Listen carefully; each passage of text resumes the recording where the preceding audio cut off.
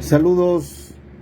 El único documento que yo he encontrado a propósito de que si fue masón o no el presidente Adolfo de la Huerta, que fue un interino de medio año entre Carranza y Obregón, la revolución triunfante de Agua Prieta, el único documento es una invitación que le hizo la Gran Logia de Durango en voz del diputado gran maestro de distrito Antonio R. Ramos a Plutarco Elías Calles.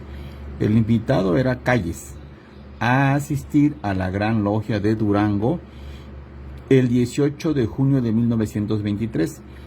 Voy a leer la nota y haré un comentario a propósito de los personajes masones mencionados aquí. El que me interesa es Adolfo de la Huerta, porque la evidencia documental sobre Plutarco Elías Calles está sobradamente documentada de que efectivamente fue masón, y no nada más de un rito del escocés antiguo y aceptado, sino del nacional mexicano y del rito de Memphis Misraim. Pero Adolfo de la Huerta no, y por eso lo comento. Entonces el documento está fechado en calidad de invitación en Durango, está fechado en la ciudad de Durango en 1923.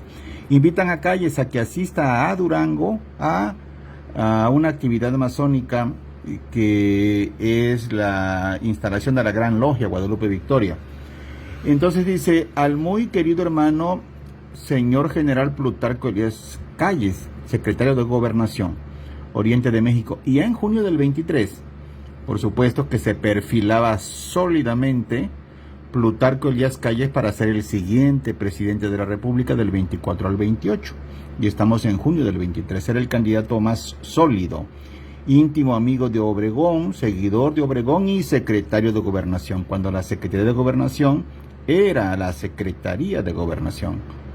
Entonces, sigue diciendo la nota: muy estimado y querido hermano, a nombre de la masonería de Durango, me hago el honor de invitaros a la instalación de la Gran Logia Guadalupe Victoria del estado de Durango, y cuyo acto tendrá lugar el domingo 8 de julio próximo a las 9 horas en nuestro templo masónico de esta ciudad.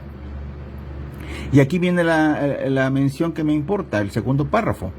Hemos invitado, le dicen a Calles, el representante de la masonería de Durango le dice a Calles: hemos invitado a los queridos hermanos de ese oriente, o sea, de la Ciudad de México, que son los señores general Roberto Cruz, Adolfo de la Huerta, Luis Salce, gran maestro de la Gran Logia Valle de México y autor de esta famosa obra muy documentada, muy responsable en 2 tomos sobre la historia de la masonería en México. Es la obra de Luis Salce. Aquí está mencionado también como invitado. Y luego otros 2 no masones, 2 profanos para que asistan, son el señor Rochín y el señor Carpio, que los trata por separados como señores a secas, no como masones. Pero me regreso a los invitados, que se le dice a Calles que ya han sido convocados para que vayan a Durango. Y son otra vez Roberto Cruz, Adolfo de la Huerta y Luis Salce, puros señores gigantes en la historia de México y de la masonería. Y junto a Calles, ¿no? Son 4 personajes muy importantes en la historia. Entonces, pero me detengo en Roberto Cruz. Miren, Roberto Cruz, en 1927, 4 años después, recibió la orden de Calles. Los 2 son masones, Roberto Cruz y el general Calles. Son masones. Y en el levantamiento o el movimiento político de Huitzilac cayó preso Serrano, el general Serrano.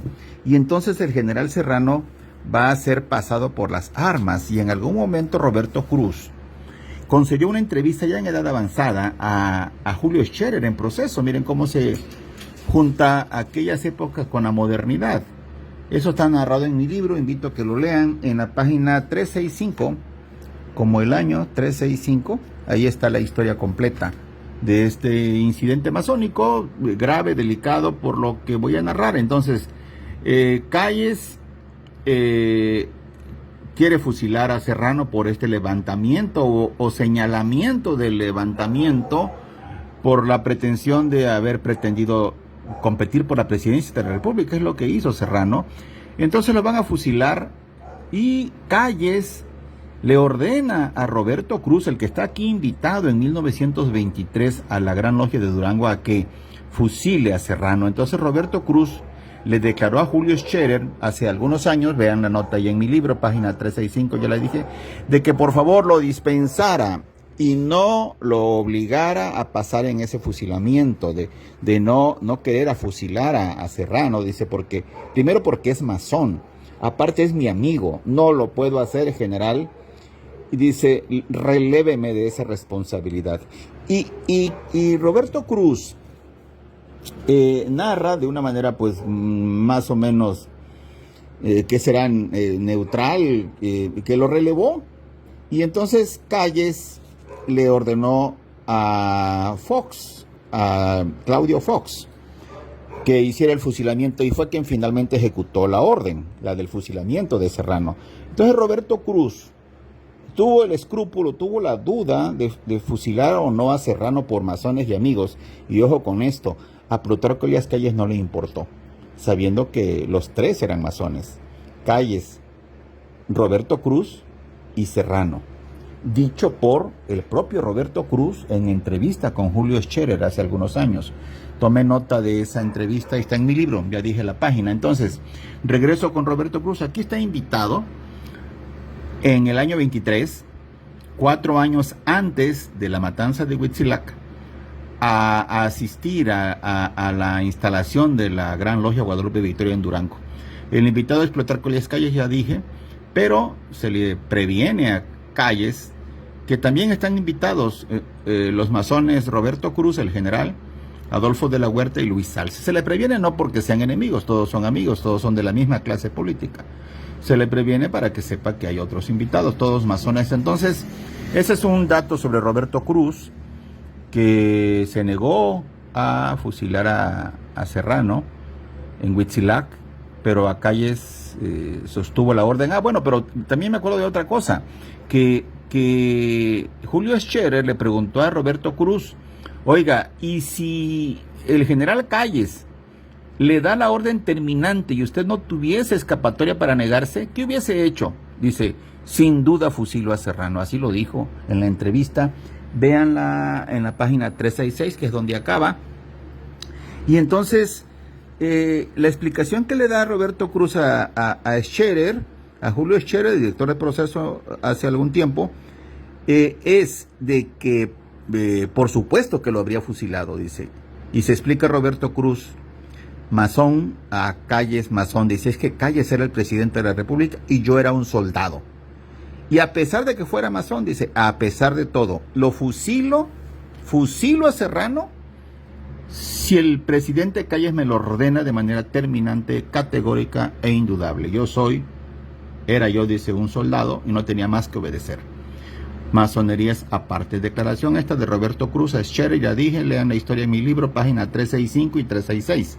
Y regreso a Adolfo de la Huerta.